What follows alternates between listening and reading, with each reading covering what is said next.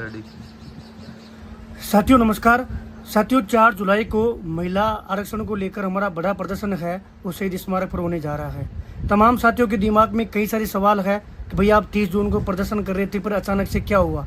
देखिए, सबसे पहले सबका यही प्रयास होता है कि शांतिपूर्ण तरीके से माननीय मुख्यमंत्री तक अपनी बात पहुंच जाए और हमें न्याय मिल जाए, क्योंकि प्रशासन जो है वो बार बार हमें मना नहीं कर रहा था। जयपुर में 4 जगह है धरना प्रदर्शन करने हेतु, 3 जगह सरगस लगा हुआ है। हम बारी बारी तीनों जगह गए हैं, तीनों जोन में गए हैं। वहाँ एसपी साहब से, एडिशनल एसपी साहब से स्वयं जाकर हमने व्यक्तिगत मुलाकात की है, तब जाकर स्थिति स्पष्ट हुई है। अब वर्तमान में 2 चीजें हैं कि भैया 4 जुलाई को कौन सी परमिशन मिल गई, अब आप कैसे कर रहे हो। देखिए, सबसे पहले हम गांधीवादी तरीके से काम करने का हमारे दिमाग में विचार था, लेकिन जब गांधीवादी तरीके को सरकार नहीं चाहती कि हम इस तरीके से प्रदर्शन करें, इसलिए हमें भगत सिंह बनना पड़ेगा।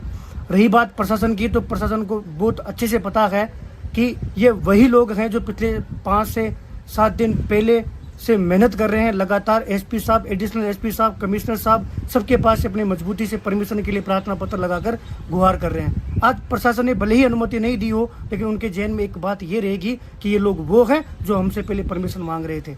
इसलिए तमाम साथियों को 4 जुलाई को अधिक से अधिक संख्या में आना है। कई साथी कह रहे हैं कि भैया 5 जुलाई मैं दावे के साथ कह सकता हूँ और ये वीडियो इसीलिए बना रहा हूँ। वो लोग कभी परमिशन लेने ही नहीं गए और 20 तारीख को भी उन्होंने ही खेल बिगाड़ा था, फिर बिगड़ेगा।